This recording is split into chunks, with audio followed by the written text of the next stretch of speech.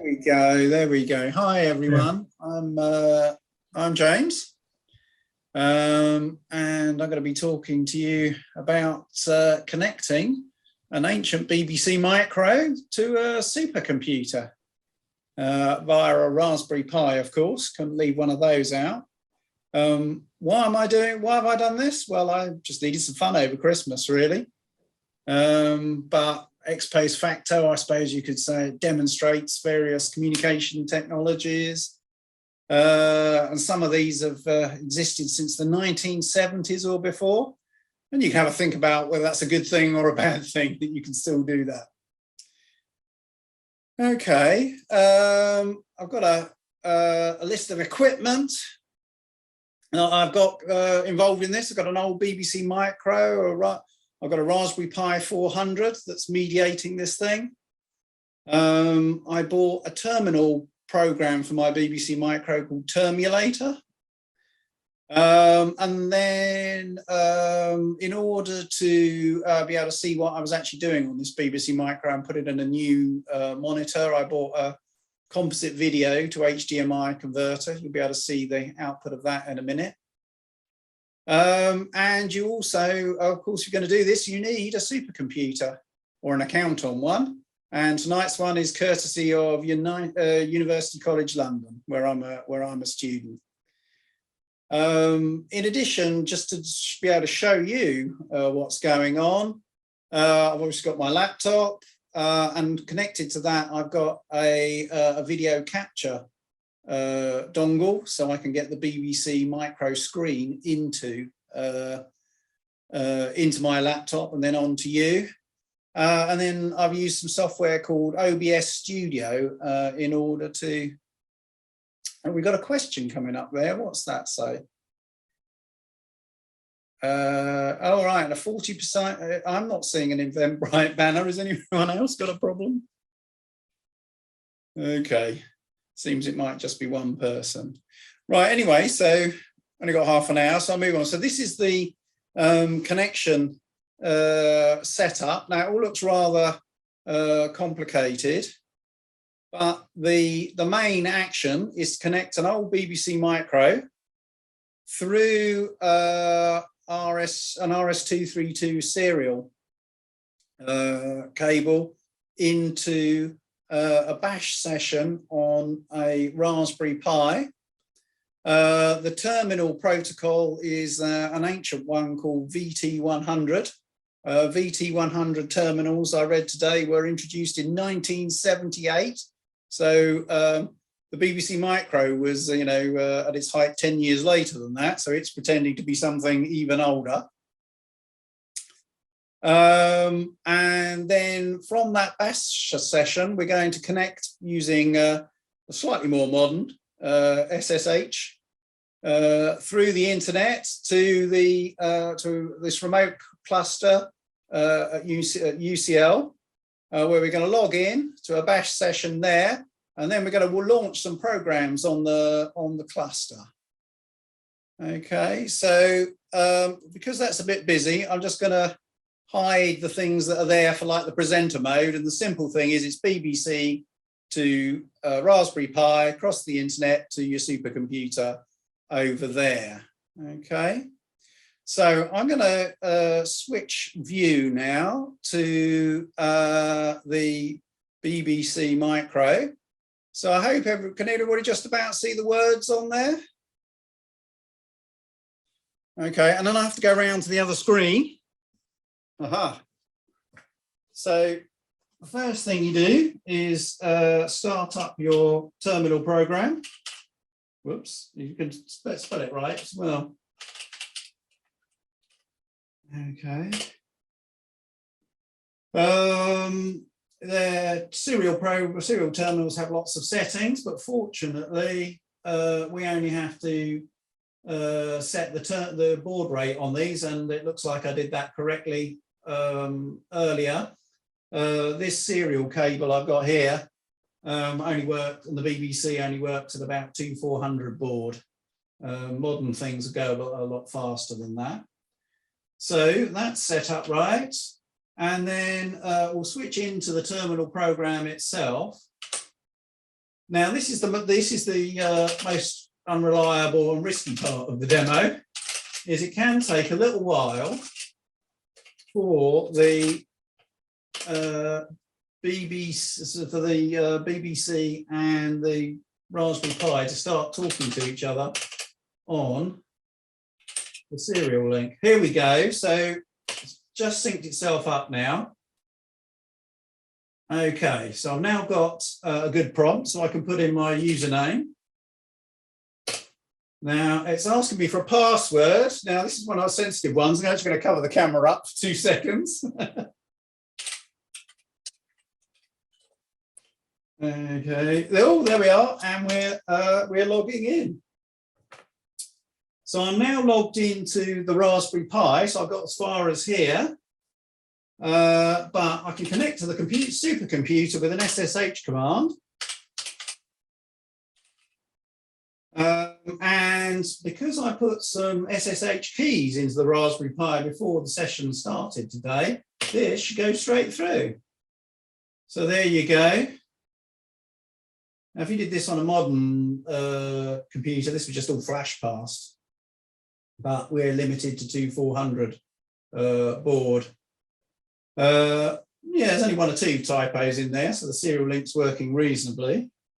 So we can start having a nose around on my account here, and we're going to change to this demo directory and see what's in there.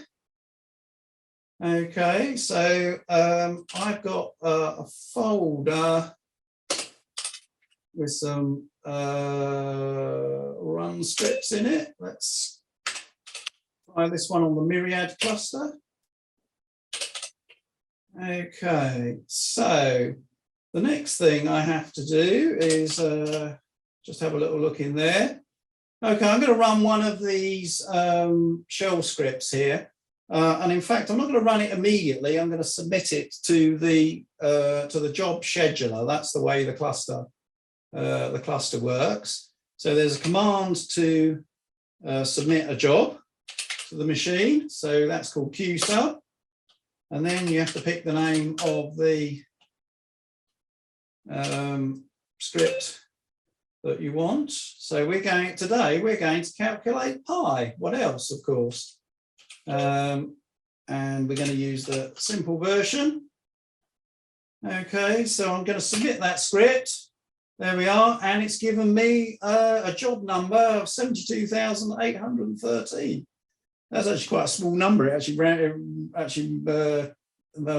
round the clock the other day. So that's in about a week, I think, 72,000 jobs. So it's quite a busy thing. Okay, so we can see what's happened to that job by asking to see the status of the queue with this qstat command. There you go, and it's queuing. So it'll take a few minutes before it gives me a job, so it gives me some compute nodes on the cluster, and will actually run the program that I asked for. Okay, so we'll let that run for a little while, and hopefully it will calculate pi for us while we're waiting. Okay, so if we go back to this PowerPoint thing again, just to recap, what we did was log in from the BBC to the Raspberry Pi. The Raspberry Pi called the supercomputer, and we typed in a command on the supercomputer to get a computational job running, which it might do in a minute or 2. Okay,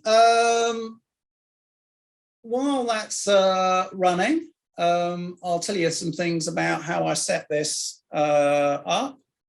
The terminal program used the VT100 simulation. That's the old kind of terminal. We set the baud rate to 2,400, and there's some defaults, which are quite common defaults, so I didn't have to change those. Of the serial protocol, be comprising bursts of 8 bits, 8 data bits, 1 stop bit, no parity, and something called X on, X off flow control, which I think I knew what that was 40 years ago, but I have not entirely forgotten, because I think there was a hardware. There's clear to send and ready to send control lines, I think, of some of these serial connections. Okay, on the Raspberry Pi, I used the setup program on the Raspberry Pi, you know, the one that with a little interface that comes with it. I allowed the VNC connection so that I could talk to the Raspberry Pi from my laptop. That wasn't essential. But what else I did? I think I disabled the serial console, but if you get certain kinds of lead, you'll need that. The serial console is the idea that you can connect into the Raspberry Pi on a serial port. But I was using a USB serial cable, so I think that might well be distinct from the serial console referred to in the setup program. And I just put to allow serial login. Okay, then in the command line.txt, I added console equals TTY USB 0, which is how my USB serial cable has identified itself. And I set this 2400 here is the baud rate. Okay, now on the Raspberry Pi, I also preset some settings for the SSH command. So you saw, to call the cluster, I typed SSH myriad. A myriad is a set of settings which give the proper address of myriad, and it identifies which of my keys to use to allow me to log in. So that's optional, but it's makes dialing in via SSH much easier. Okay, right, and okay, yeah, use the keys. The other thing I did is in the bash RC, I found some a script on the internet to put in there that allows all bash sessions to grab the same SSH agent, which is where you keep your keys, so that if you put them in by hand on the Raspberry Pi, when you log in, you get access to the same agent. Okay, so I've just had a message and email saying that our job has run. Now, I did make one typo in that, which was so I'm actually going to show you the results from earlier, because I made a slight typo. But can you all see a VS Visual Studio Code screen? So this is the script that I ran earlier.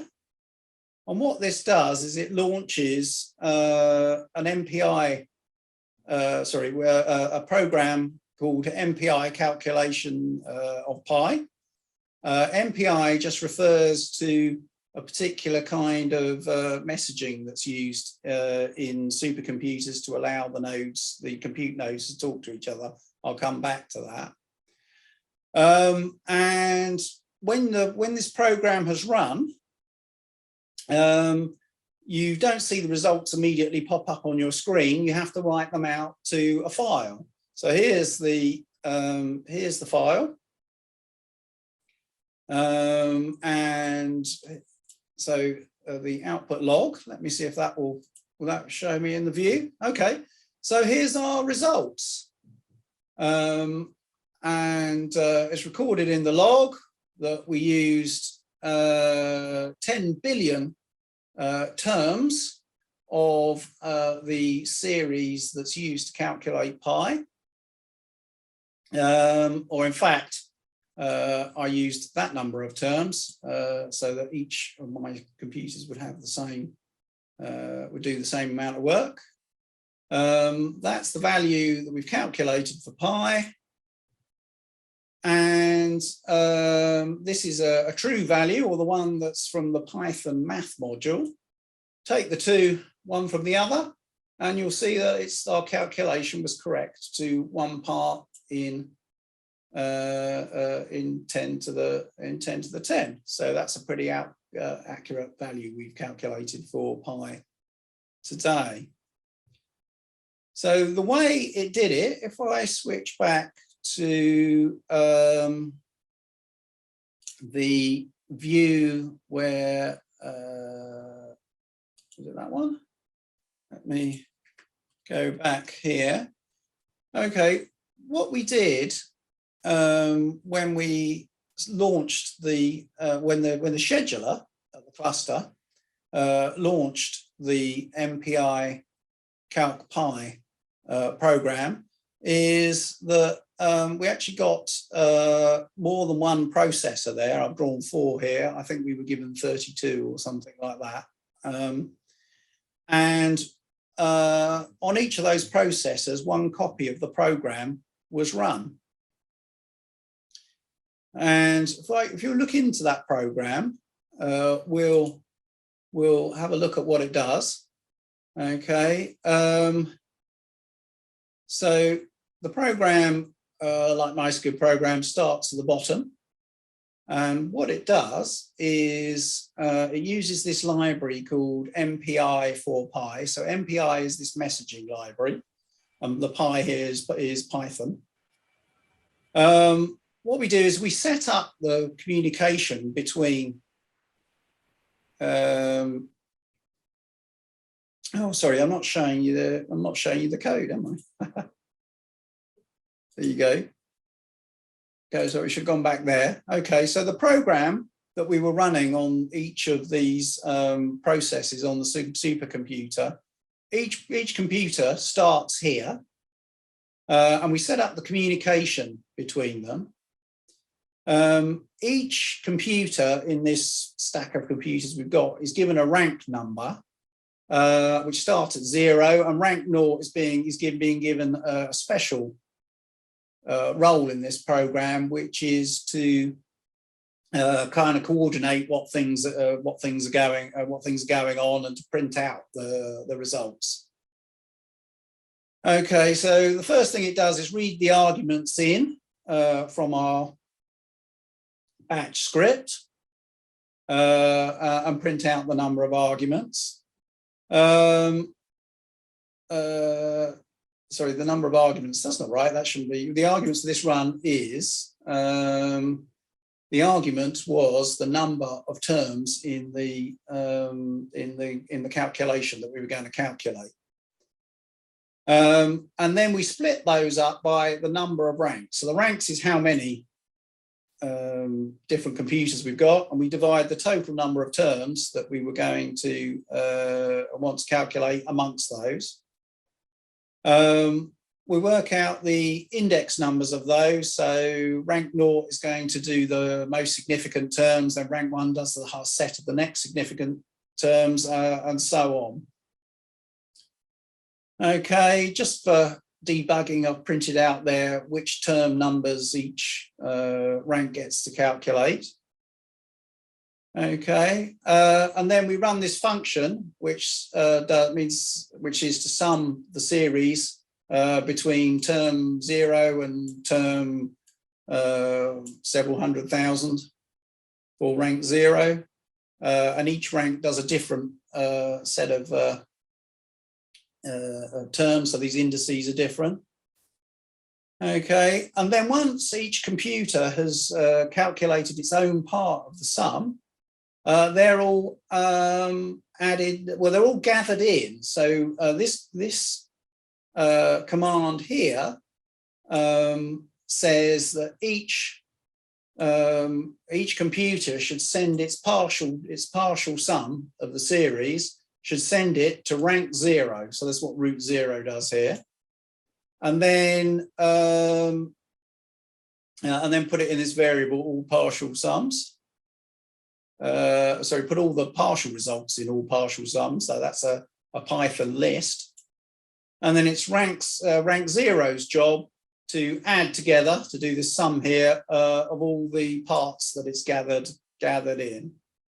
So that's how a base. Sorry, just to finish off. Once you've added that together, we print it out, and you saw the answer to that is then printed out on this in this log. Okay, so there we are. So that's how you can dial into a supercomputer from a BBC Micro. You can use a Raspberry Pi. You can use some ancient technology, and then you can use an up-to-date supercomputer to do your calculations, but all under the command of some 40-year-old technology. Okay, so just going back to the slides here, I showed you how to set up here. I think that probably about concludes my talk. I will put the slides, send the slides up. I've got lots of lists of equipment used and setups and cables and links to where I bought things. I think of the people whose websites I got good stuff from. I think this chap called Dances with Ferrets probably gets the biggest shout out. Okay, so that's it. Has anyone got? I imagine people got some questions. But there's just a straightforward demo of how to connect from your BBC to a supercomputer.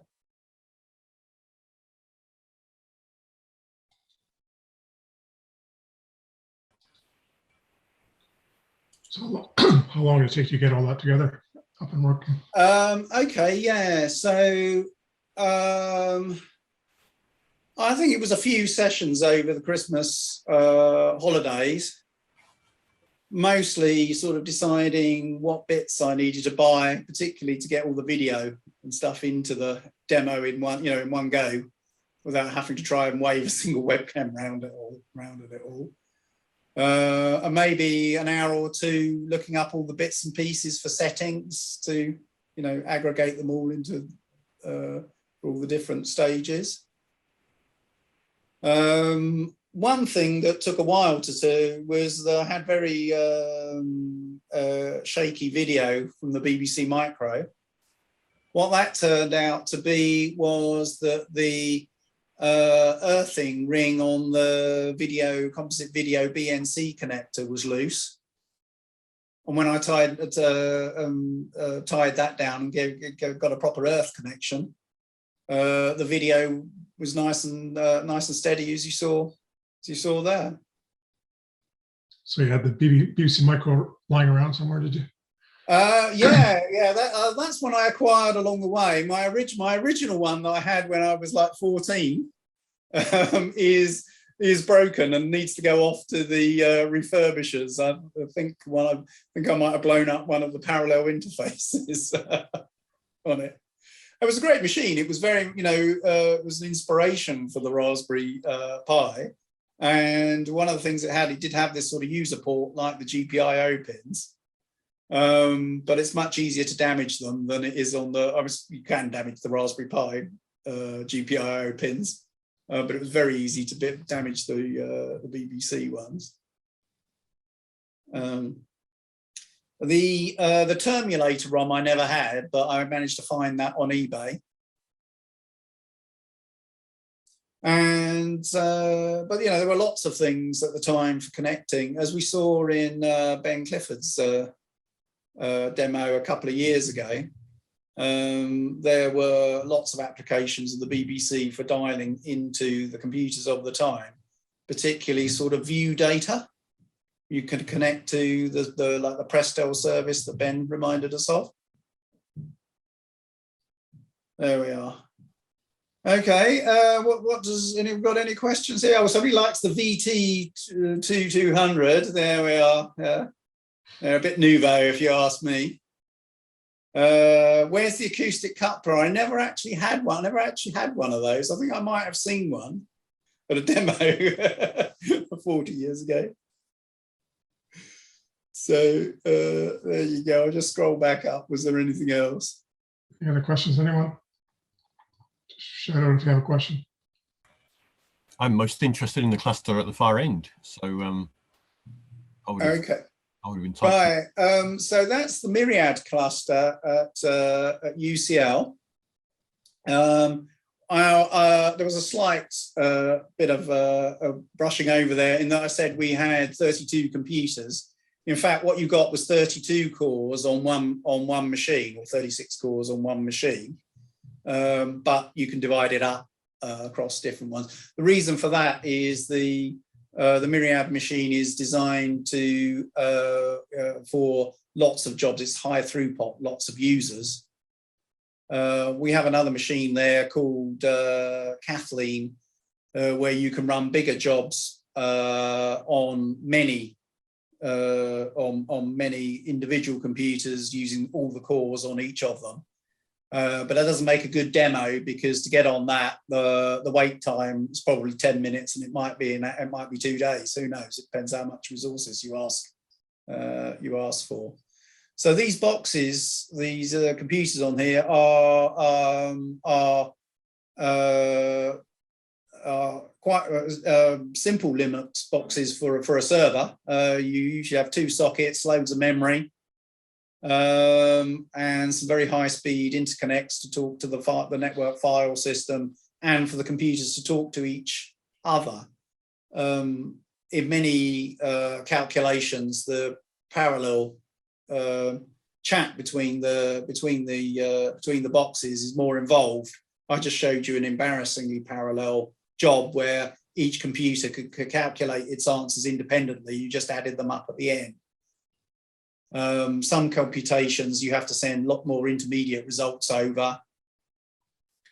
So you need high-speed communication. So that's the other fancy bit of a compute cluster that will be fancier than, say, you would find in a server farm for a load of web servers or something like that.